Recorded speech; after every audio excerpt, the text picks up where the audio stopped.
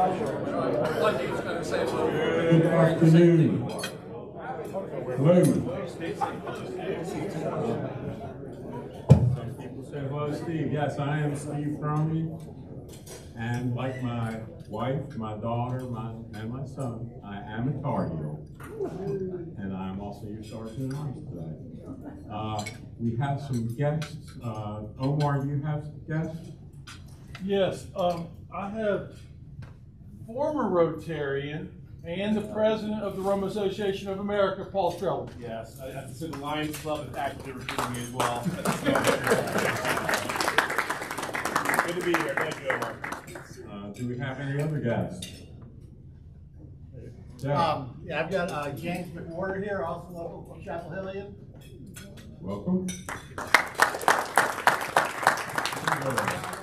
have a guest, Bob Rizzardi, my friend of almost 30 years, Chapel Hillian as well. Great. Very good. We're going to go a little further. My guest comes from Tennessee, Chattanooga. My brother Clive and my sister-in-law Martha. Are there any other guests? Visiting Rotarians? No? Then I will ask Bob Ward to get us going with a blessing. Let's pray. Father, we thank you so much for this beautiful Carolina blue sky we see today. Thank you for bringing us all together again as colleagues and friends. Help us be ever mindful and faith in you as your main purpose to unite. Thank you, Bob. I'm also going to get started with fine basket here. Let's see. Brian, if please be generous, and it's basketball season now, so any of you, I want you to put in an extra $2 for every time last season you set fire to Hubert. We know who you are.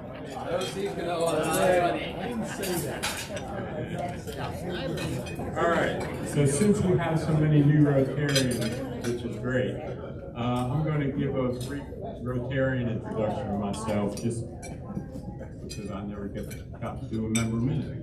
So I joined the club in 2000, and I was actually invited a number of years before that, but was told that you had to attend every Friday, and so I couldn't do that at the time. But I was fortunate to be invited back. In my first few years, I was shocked. Well, you know, we've always had great programs. That's one of the signature things about East Chapel Hill Rotary. And after just a couple of years being a member, I was asked to be program chair, which intimidated the hell out of me. But I put together a committee, and I think we must have done a pretty decent job, because a couple of years later I was asked to do it again. And fortunately, this was before Jim Hebner set the bar so high these past couple of years, and bring in someone from the A+++ list every week. No pressure, Paul. So then in 2009-10, I served as president. My presidency was famous for bringing back desserts after the blunder of Bob Woodruff the year before, who had none at the holiday party. And since my presidency, I was trying to slide out and just be a Rhino, a Rotary in name only, but did wind up 2 years writing a newsletter, and there wasn't much factual information in them, but hopefully you've got a few laughs. So that's my Rotary history. Let me see, I didn't really look at these notes.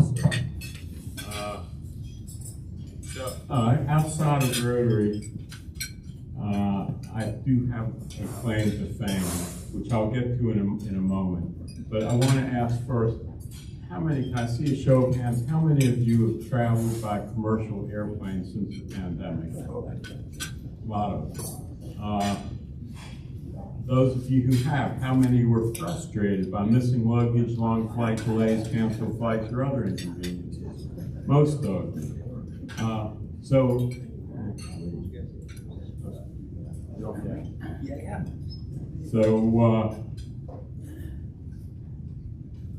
In June, I took my family to Italy, and yes, most of us spent days without our luggage, had flight delays and other inconveniences. My son's flight home from Rome, they spent 6 hours in the airport, delayed before they were told the flight was canceled. They couldn't get out of the country till the next day.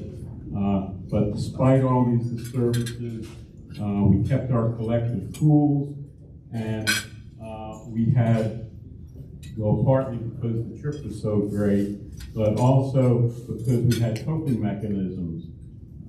Hopefully you can see them up there. But the main thing was these problems really paled in comparison to the thing I alluded to earlier, for which I'm famous. During spring break of my freshman year at UNC, I was on a plane headed supposedly to Miami, but it was hijacked to Cuba. So, unless you had 3 or more hijackers brandishing guns walking up and down the airplane aisle, was the trip really that bad?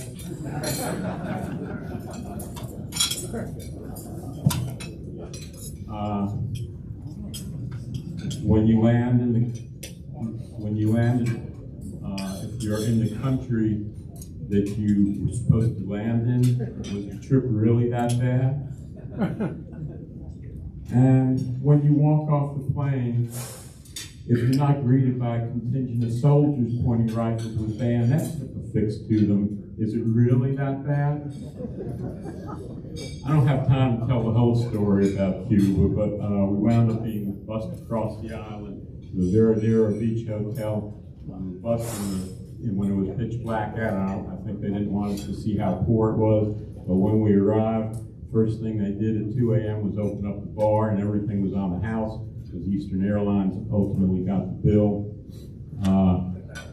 But that's enough about Cuba. I do want to tell one other story. One of the things I think that's great about Rotary is we have all sorts of different people, and we have people who were born and raised in Chapel Hill, and all other parts of the country, and from other continents. And yet, we share so many similar things. In fact, I spoke to some of our Rotarians about their first grade experience. And even though they went to school at different times and in different locations, they had similar experiences. So, all of them, the first day of the class, the teacher said, welcome children. Now that you're in first grade, you're big children, so we're going to speak with grown-up language. So they asked Brian Keeliff, as a matter of fact, the teacher did, what did you do this summer? All the teachers did the same thing. They wanted just to kind of have the kids introduce themselves. So she asked Brian, what did you do this summer? And Brian said, I rode on a choo-choo. And the teacher said, well, Brian, that's great, but remember, we're grown up, we're using grown-up language now, so say, I rode on a train. So it so happens, the same experience for Jennifer Player. She was asked, Jennifer, what did you do this summer? And Jennifer said, I got a swing set in my backyard. I fell off and hurt my knee. I got a boo-boo. The teacher said, oh, that's great that you got the swing set, and I'm sorry about the accident, but remember, Jennifer, we use grown-up language, so you injured yourself. Well, even in Roxborough, they did the same thing. Teacher asked Mike Clayton, said, Mike, what did you do this summer? And Mike, he's always been a prolific reader, and he started way back at an early age. He said, I read a book. And the teacher said, that's wonderful, Mike. What book did you read? Mike kind of hemmed and hawed and looked like he didn't even know the answer to that. Finally, he said, and I need the Sergeant at Arms Police to leave the room right now or cover your ears. He said, we need a ship. President Obama.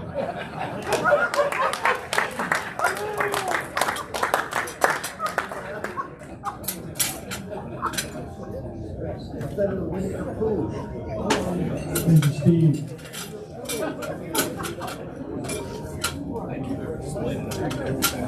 That was a big build-up.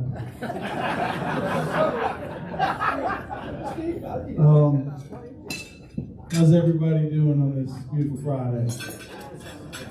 Good to see everyone.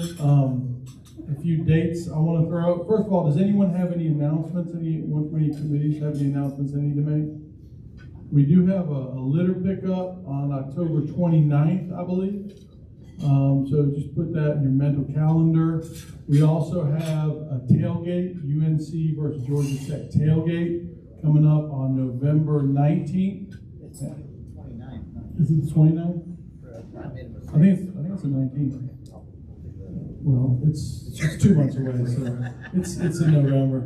And then we also have a holiday party December 9th. So 19. we'll be sending out an e-bike for that shortly. There will be a small cost for the holiday party, nothing significant. And that is going to take place at Still Life. And we will have that'll be a catered meal. And we're also looking at getting a banquet. So hopefully we'll be able to find that. Omar, where is it taking place? It's at Still Life, Where's that? which is above Sutton's Drugstore. It's the hottest new club in town, Lorenzo. Formerly known as that's For why. people 18 to 21. But it does have a rooftop deck, which is for people only 25 and up. So that's where you'll be hanging out. But for the meal, that'll be on the main floor. It was formerly known as Players. Okay, it's gone through a complete redesign, remodel, and it's a beautiful club. It has several bar locations and a DJ booth. So, but no, it's a really nice setup, honestly. So they're going to bring in a bunch of tables. We'll have silverware, catering, beverages. It'll be a really nice time. There will be silverware.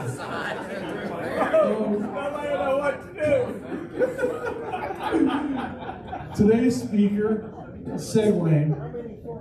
Today's speaker, I think you guys are really going to enjoy. He is a very dear friend of mine.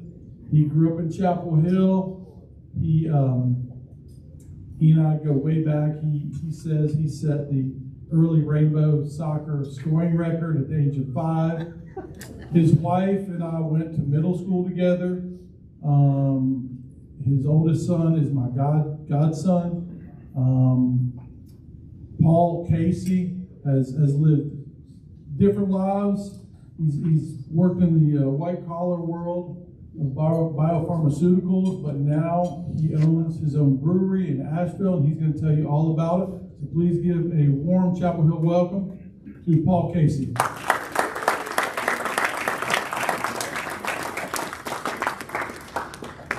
Thank you very much for having me on this Friday. I'm not sure I've got the joke telling ability that we have up here, but I'll see if I can power through.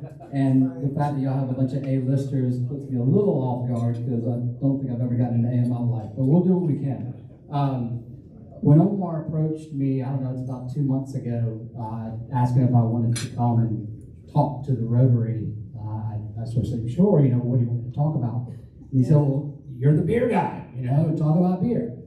So I thought through that, and I said, well, maybe what I'll do is I'll take a who, what, where, why, when approach to this kind of talk to kind of frame, how I got on this journey. When most people think about a beer guy or somebody that's in the beer industry, the majority of those people are people that were home brewers, worked in breweries growing up and wanted to own their own thing or wanted to be their own boss. And I'm a lot different than that. So I came from the opposite end.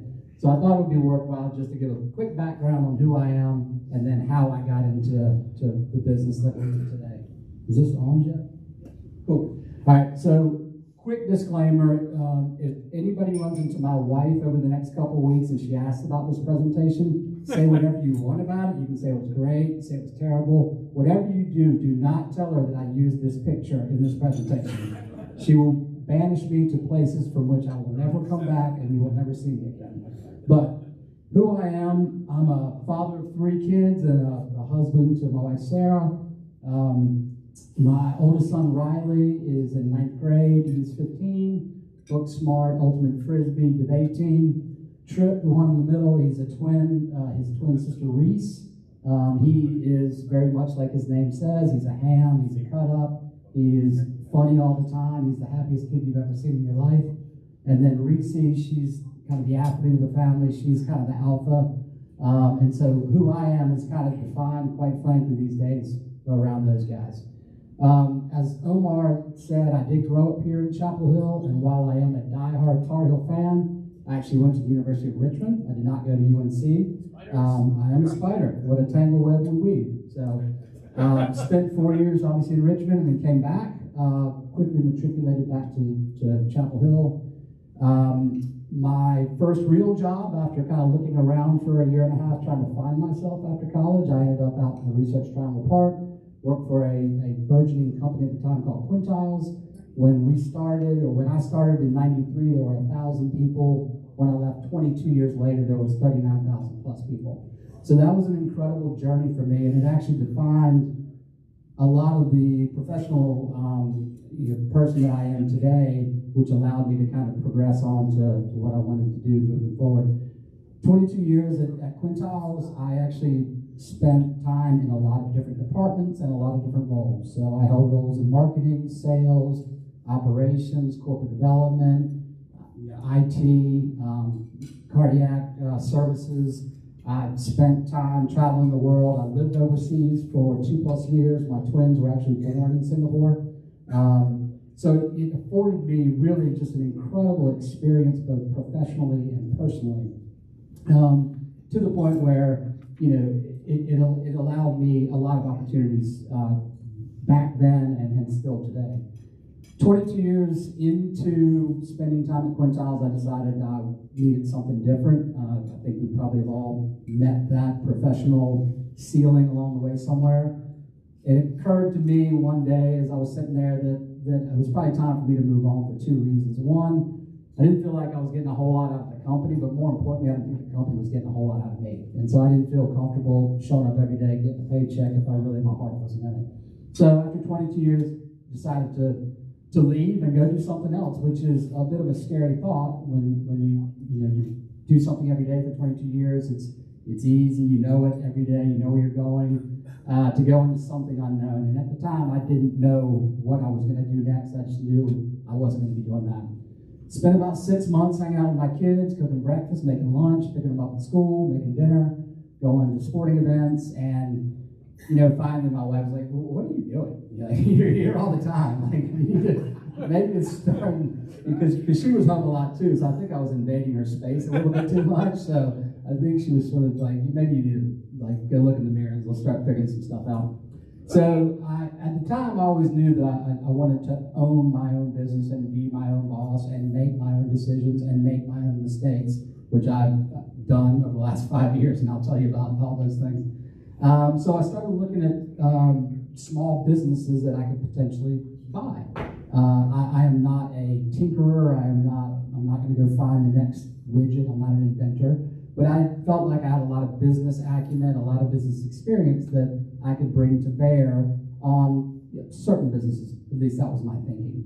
And so I started looking around. I looked at some retail businesses locally here, put together kind of virtually a team of accountants and legal people and finance people and money people. And through that process, realized, how a due diligence approach to buying something and understanding the economics of the business works. And then turned my attention one day to craft breweries. I had a friend of mine at Quintiles who left and went off and started a small little brewery called Lone Rider. I don't know if you guys are familiar with that. Sumit Bora was always very impressed with what Sumit did, so thought maybe I'll look into what craft breweries are all about. I found a couple that were for sale online, which is, you know, just go do a search. And next thing you know, a broker called me up out of the blue and said, "What are you looking for?" And I said, "Well, I don't really know." So that started the whole journey. I looked at actually a brewery down on the coast of North Carolina as my first experience to purchase. That didn't work out, thankfully. Turned my attention to Asheville, which was, and still is, the hotbed of craft brewery in North Carolina. And those from Charlotte, we can debate later if y'all want, but Asheville's still a hotbed. And so decided to look at Asheville. Went to Asheville, spent about, I would say, probably 3 months doing due diligence on the brewery, doing due diligence on the area. When I was growing up, what we did in the summer is we went east. So I didn't spend a lot of time going west. And so for me, that experience of understanding a new industry, craft brewing, but also a new area, Asheville and the surrounding areas, was new and exciting, and there's a lot going on up there for sure. So what did we do? We bought a brewery. And people were like, "Well, why did you buy a brewery?" And I mentioned it earlier, I want to be my own boss, want to make my own mistakes, make my own decisions. I did not buy a brewery to make $1 million. And in fact, if anybody has friends or colleagues that are in the craft beer business, the running joke is, how do you make $1 million in the craft brewery industry? You start with $5 million. So it's not all about making money. It was really about understanding small businesses, passionate people, and the craft beer industry is all about passion. I can tell you that from the get-go. Even with the big breweries like Sierra Nevada, those guys and those employees and those people that are associated with it are very, very passionate about their beer, about their equipment, their place, their brand. So we acquired this brewery, French Broad River Brewery. It's the fourth oldest brewery in Asheville. Very, very small. Started in about 2000, 2001. And, my first question when I started talking to the owner, who is now my general manager, I said sort of like, "Well, why are you selling the brewery? I mean, this is like the most explosive industry going right now, particularly in this area." And it turns out that these guys were very good at making beer. They were good at what happens inside the four walls, and they were terrible about what happens outside the four walls. I remember talking to the head of sales when I was going through the process of whether I wanted to buy it or not, and I said, "Well, how did y'all miss all this explosive growth that's taking place around here? You look at Wicked Weed, they were about to be sold for $300+ million. You look at Burial Brewery, Highwire, all these breweries just popping up left and right, and they're just exploding with growth. You go down into the Triangle, you go to Charlotte, you go out to the coast." And what he said to me, he said, "Well, we were one of the first tap rooms in Asheville, very small tap room, had about 25 people capacity, and we had people coming all the time, and our tanks were always full."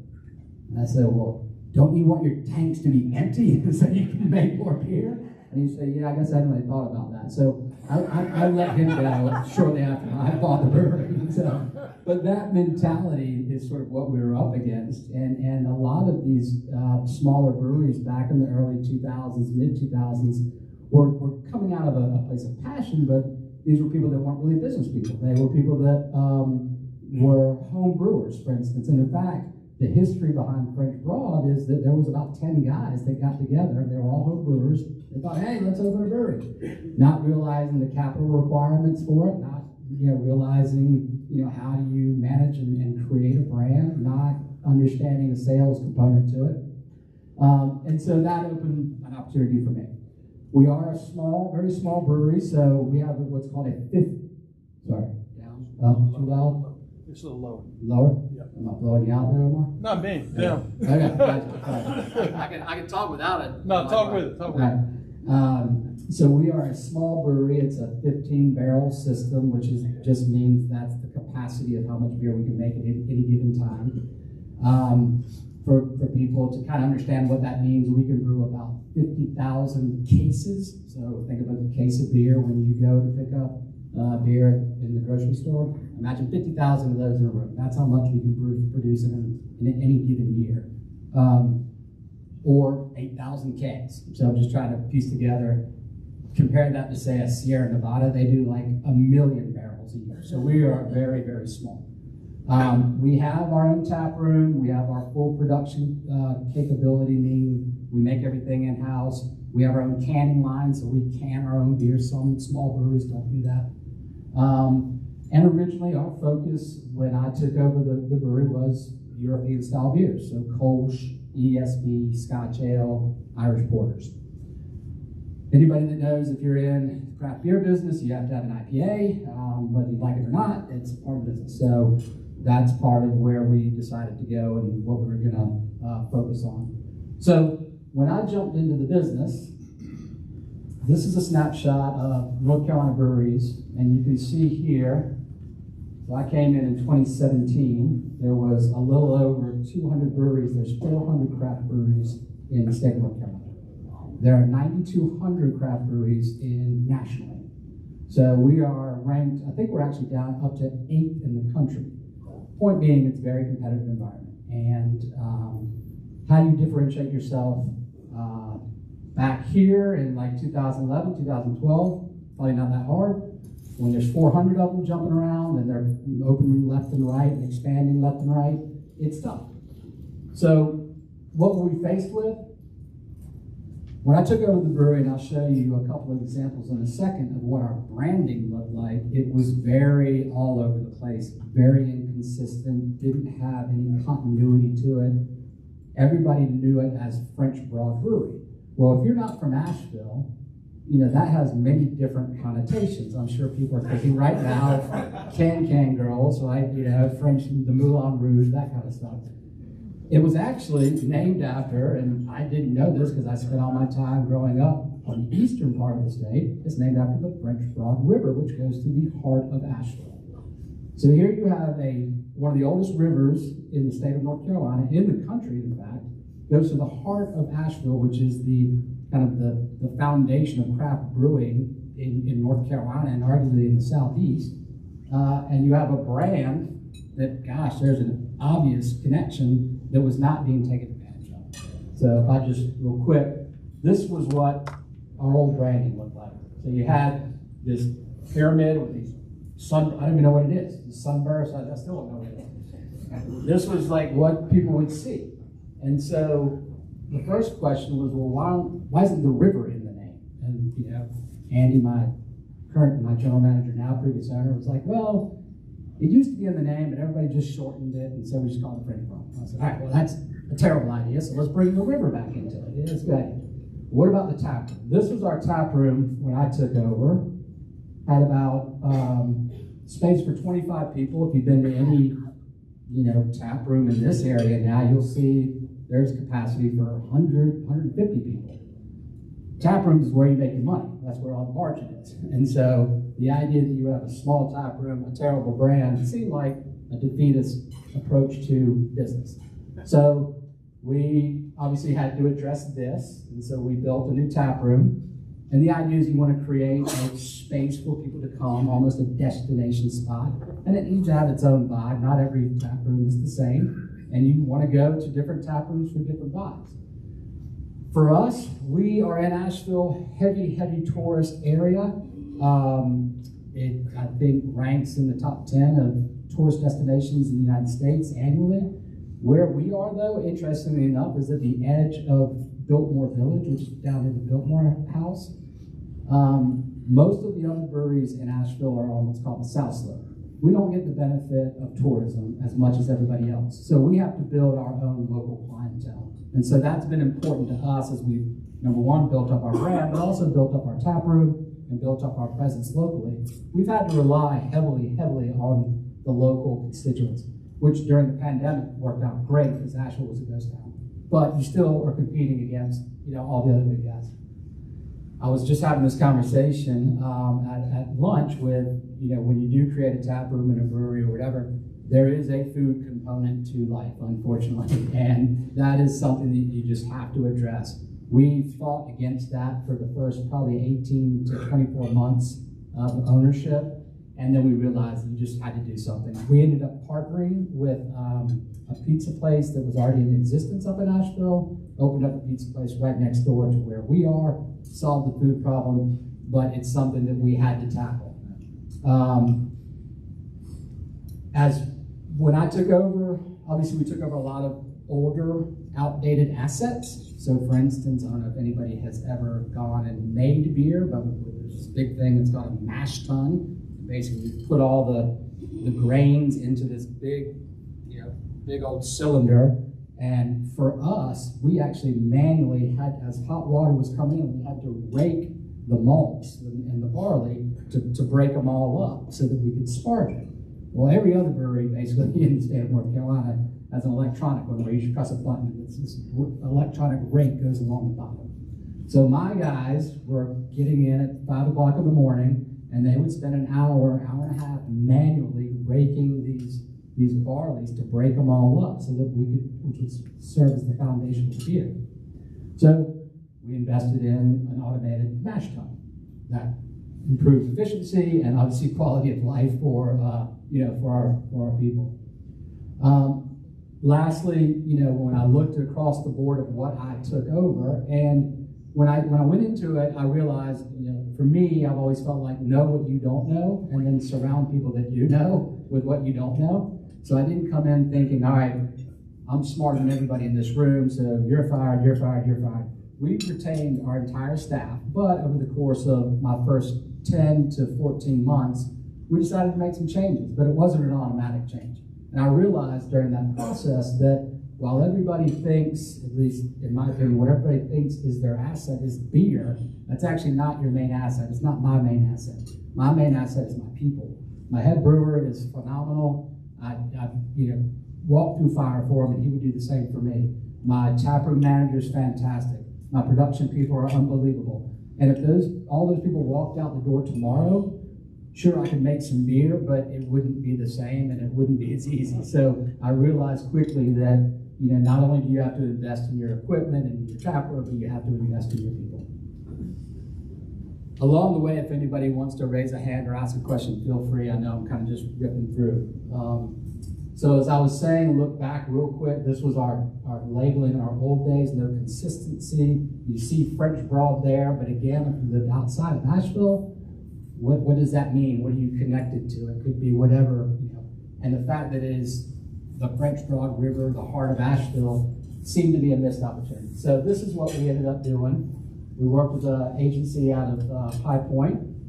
We decided that we wanted to grasp the river, so we built this kind of imagery. You can see we call this kind of a liquefied font. So imagine you're sitting in the French Broad River on the rocks there, and your beer's in the water and it's cold. That's kind of how it would look when you're looking down to this liquefied font. And then we have these river rocks here, and then each one of our styles of beer has what we call a river critter associated with it. And for our packaging, and I can show you some of our packaging here in a minute, you look on the back of it, it'll say, French Broad River Brewery, founded in Asheville, and it'll give a little bit of description about each one of those river critters. Something kind of cool, kind of funky, that in the craft beer industry, you always got to have a little bit of a catch. So that's our catch. But again, when you see this on the shelf, you can tell from a branding standpoint, it's all the same place. The other thing that we were very focused on, I don't know how many people are craft beer drinkers, but if you go into any bottle shop, grocery store, Total Wine, whatever, and you go look on the shelf, how do you differentiate, how do you even look and figure out what you're looking at? It's just, it's dark, it's light, it's imagery of this, imagery of that. Half the time, even me, and I know the beer business pretty well, I don't know what kind of beer I'm looking at. I'm looking at it, you spin it around. I don't read very well, so I got to break out my glasses. It takes me 30 minutes.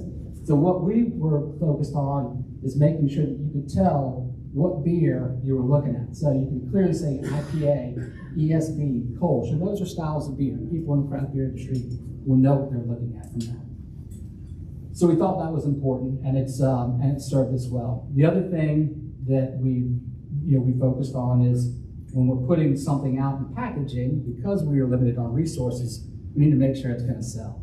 We're not one of those breweries that can just throw something out there and be like, well, it didn't work. All right, we made that investment. Let's pull it back.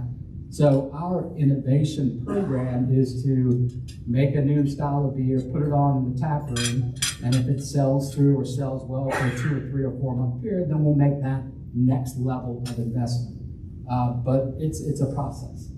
The other thing we did when I said we invested in our tap room, I don't have a before picture here, but this was this gray industrial-like looking building that if you looked across the parking lot, it would sort of get lost in the haze and you wouldn't even know it. So we painted it up with all of our color schemes that are associated with our brand, made it something identifiable, made it a place that people want to come to.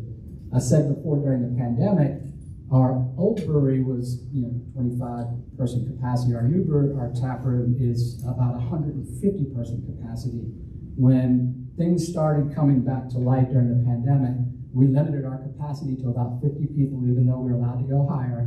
And that gave people a lot of comfort because when they came in, there was a lot of space between tables, and we took out some tables. And that actually led to us kind of rebuilding our brand in Asheville as a local spot. And that served us well during what was obviously a terrible time for everybody and for a lot of businesses.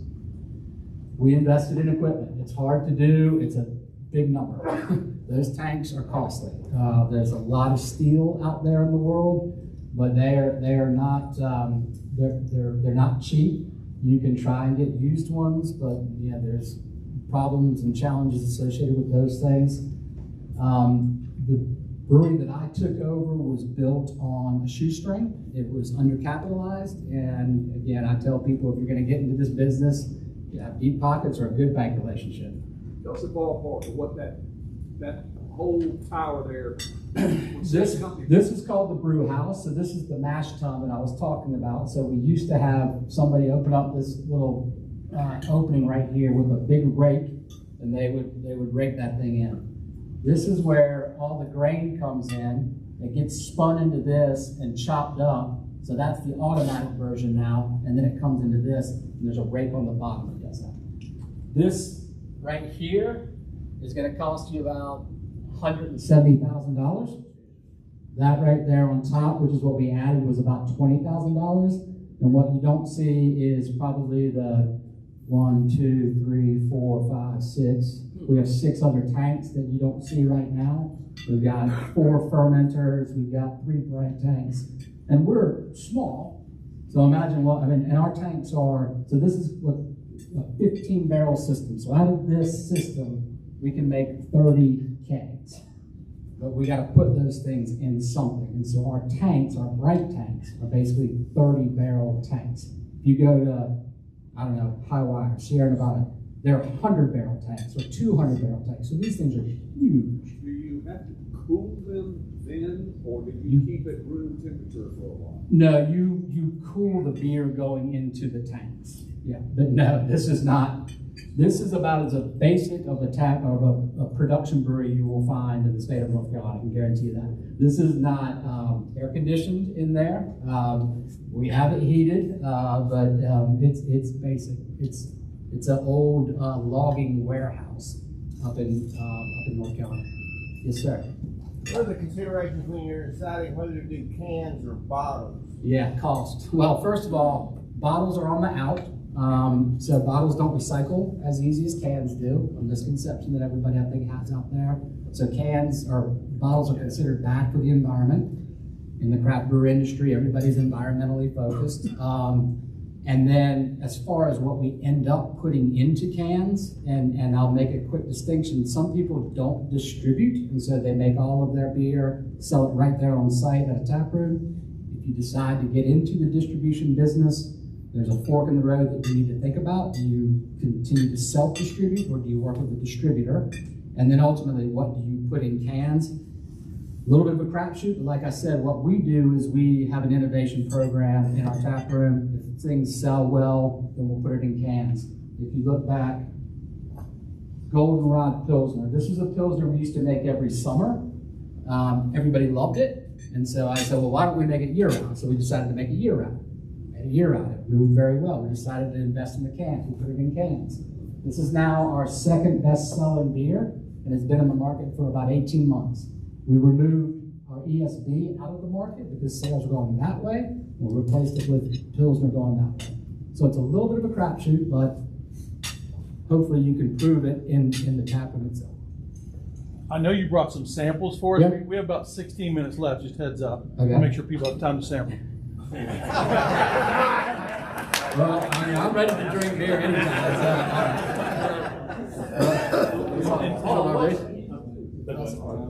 What's the mortality rate in the business? Mortality? Oh, you're talking about breweries that open and close? Sorry.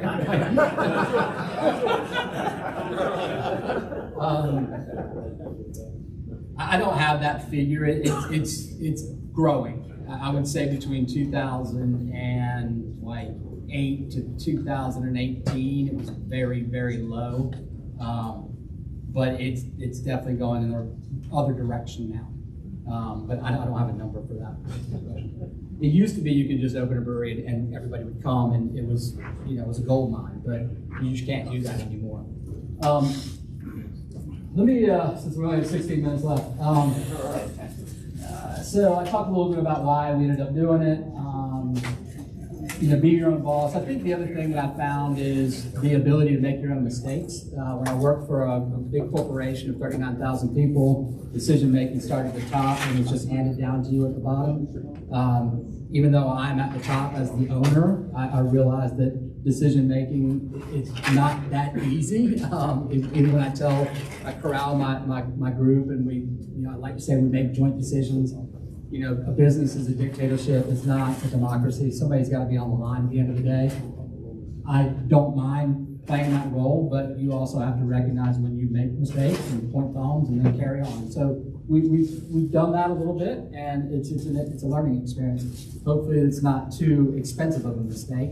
What I've found where I've made the biggest mistakes have been around people, around decisions I was pretty sure I should make.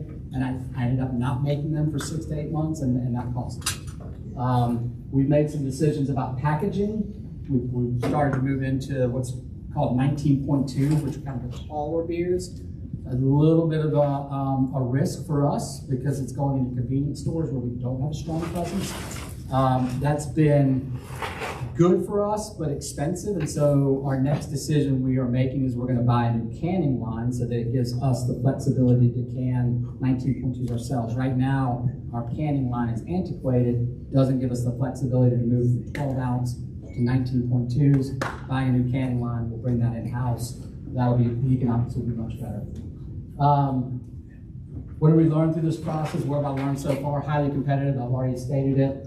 Innovation is key, but I think we have to be very careful that that you don't follow every shiny new object.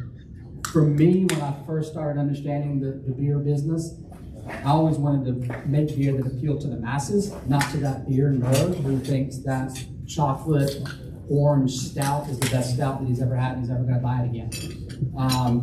In 2017, when I first started in the brewery, sours were a big thing. So everybody's like, are you going to make sours? And I said, no, we're not going to make sours because it's sort of a different process. We're not going to do that.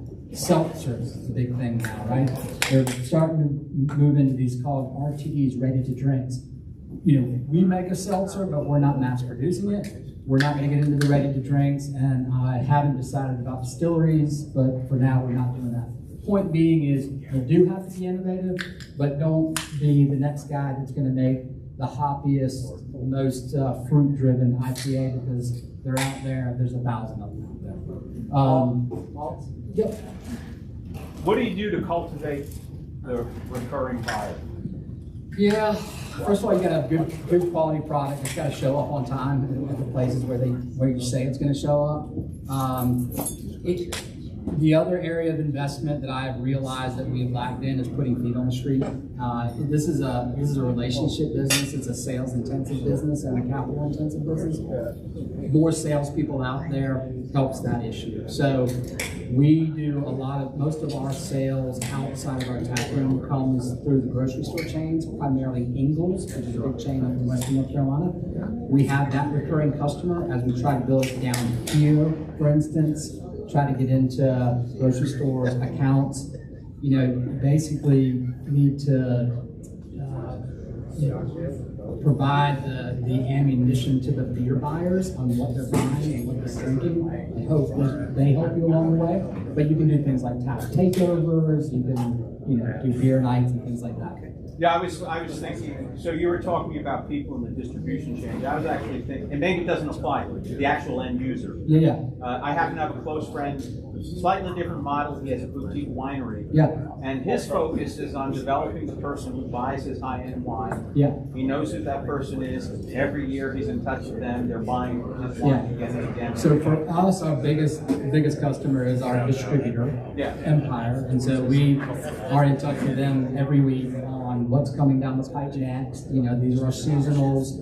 Here's what you guys have ordered. We were going to deliver. And I will tell you, when I first took over the brewery, we were not meeting orders. And the first opportunity that the distributor to get away from the relationship, don't do that if you're not meeting orders. Paul, the big companies, Anheuser-Busch and so on, there's a lot of consolidation. Yep. It has to be. How does that affect the microbreweries? It's brutal. Secondly, when you have a coffee, Yeah. the cost of a coffee bean is about 10 cents. Yeah. And you sell it for about $3 or $4. Yeah. You mind sharing that number with us briefly? Yeah, so a couple of questions that came up here was the big breweries or the big businesses like Anheuser-Busch and Coors, a lot of consolidation, how does it impact small breweries like ours? And then the other question was, how much money you make? So the first question, the big guys, it's a challenge, it's a battle, particularly when you are out trying to put your product on shelves in grocery store chains. Anheuser-Busch, Coors, Miller, those guys own all the shelf spot. Getting into like a Harris Teeter, next to impossible. Just absolutely brutal. It's a tough business. Are they buying? Because they used to have 85% of the market. Yeah. Yeah. What do they have now? What do the micros? They have less. I actually was just looking at that this morning. I think craft brewery makes up about 19% of the beer drinking market. Volumes are significantly different, but Anheuser-Busch at one point in time was going around and buying breweries. They're not doing that anymore. There is some opportunity, but you need to be on such a massive scale to get the attention of an Anheuser-Busch that we're a long way away from that. So I think there's a question. I'm not just real quick. I'm not sure what everybody's drinking. 3 styles that I brought was our Kolsch, which is our best-selling beer. It's a traditional German style Kolsch. Kolsch hops. It's fermented in the Kolsch yeast. ABV is, I think, about 5.8, 5.9. Very refreshing, very easy to drink. We call it Gateway because it's sort of a gateway into drinking craft beer.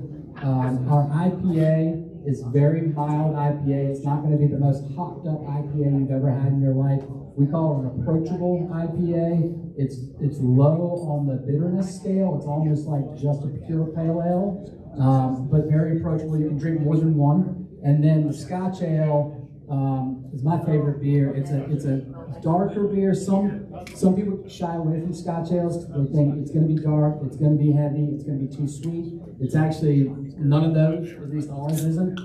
It's very refreshing. It's light drinking.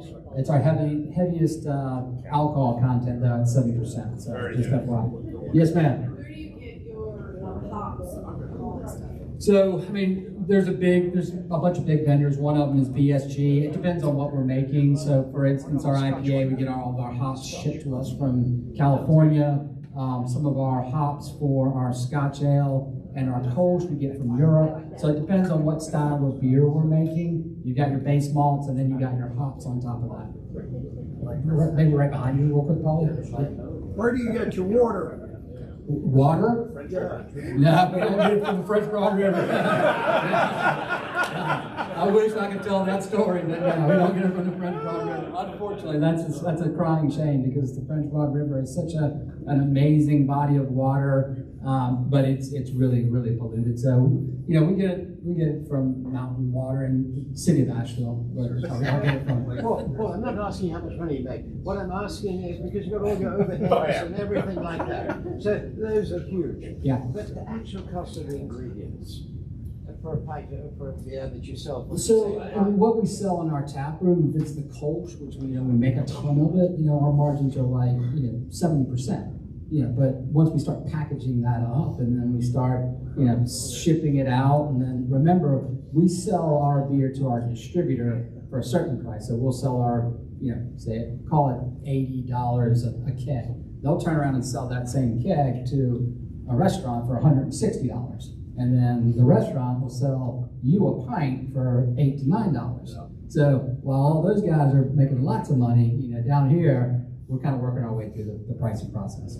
You understand the pricing, Brian? Yeah. Speaking of pricing, we're reading a lot about inflation. Are you seeing inflation in your input costs? And what are you thinking about? Are you able to pass it on to the consumer in the tap room? What's going on there? Yeah, so we are seeing that. We've tried to toe the line. We've eaten a lot of those costs, particularly going through the pandemic process. We felt like everybody had to suffer a little bit. We'll suffer. But now, we're coming into 2023. We're already starting a pricing discussion with our provider, with our vendors. We haven't changed our taproom pricing yet. We're considered one of the better bang for your buck in Asheville, and that attracts a certain clientele. The minute that I take it to $7, $6 or $7, we need to just think through the impact of that. So, but yeah, the frustrating thing is we felt like those costs were going to start coming down. Quick story. Earlier this year, late last year, aluminum went through the roof, and it wasn't the aluminum itself. It was actually the putting together of the cans, and then the printing of the cans, and then shipping those cans. Well, all the suppliers came to us and to all the breweries and said, look, you're going to have to buy larger volumes. So for a small brewery like us, somebody asks you for a $50,000 check, that's tough to do.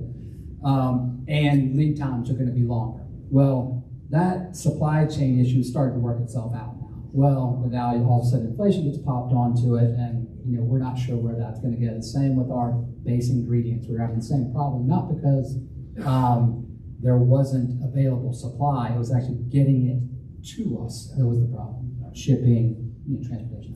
Thank you. Yeah. Yes, ma'am. Why use aluminum cans instead of glass bottles? I said it earlier, so glass bottles are not as, that's okay, they're not as easy to recycle, and so aluminum's easier to recycle, which I didn't know that either. Also, if you're, we've got sort of an outdoor brand, so, throwing a bottle in the water, not that I'm saying throwing a can in the water is all that great, but there's an image, there's a kind of perception to it, but also the fact that aluminum is easier to recycle. Paul, what are we going to see in 5 years' time, French Broad? Where or what? Your company. What's it going to look like in 5 years? So I've got, kind of 2 milestones that I'm trying to hit, and it's based on production. And production, for me to get to those production areas, I need new outlets. And so the traditional model was, sell your pints at your tap room. Once you get to a certain volume, then start distributing, and then work with either self-distribute for a period of time and then self-distribute. The model now seems to be more open a tap room and then get your brand out there either through distribution or just sales and marketing, and then go open another tap room and another tap room and another tap room, such that you have one production facility, but then you can disseminate your beer out to all those places and you retain all that profit. A good example is Highwire, which is out of Asheville. They've got a place over in Durham. They've got a place down in Charlotte. There's one in Wilmington. I think they've opened 7 retail spots in other states outside of North Carolina. I think ultimately that's where the business model is going, but that's a capital intensive process, and you need to have a strong enough brand in those locations to support itself. Do you own the pizza place? I own 49% of the pizza place. But the other thing, I didn't say this, is back to this this building. There's a whole another area. There's a warehouse. There's a distillery. There's a pizza place. I own all that real estate. So the first thing before I bought the brewery is I bought the real estate. So in case the brewery goes south, I've got 2 acres of prime real estate in Asheville. So that's my fault. I see we got time for maybe one more question if you got any. Okay. Yes, ma'am. What about your employee turnover, since it's such a competitive competitive business? We have not had an issue with that. We are pretty competitive with our pay. I put together a 401k for our employees. We're a small group. There's only 7 employees. We've got a couple of bartenders that kind of rotate through. My head brewer's been with me for a while. My head of production's been with me for a while. My taproom manager's been with me for a while. So the people that have turned over that's been my decision. It's not been their decision. Congratulations. Thank you. I appreciate that. Thank y'all for having me.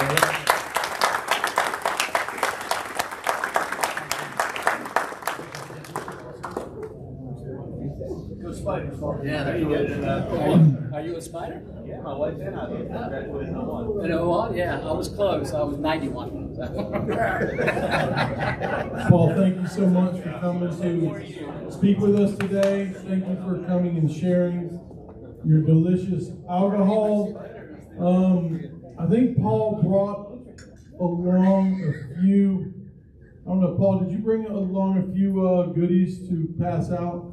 I've got some stickers up there. I've got, that's about all I got. I was gonna, if somebody could answer how many breweries there are in the state of North Carolina, I was gonna give you a pint glass. Anybody know how many breweries are there? 400. I said I'm sorry, you didn't raise your hand. Come see Paul after the meeting if you have any more questions. I think you probably have a few extra beers left over. Y'all, thank you very much for coming. Have a great weekend. Go Tar Heels.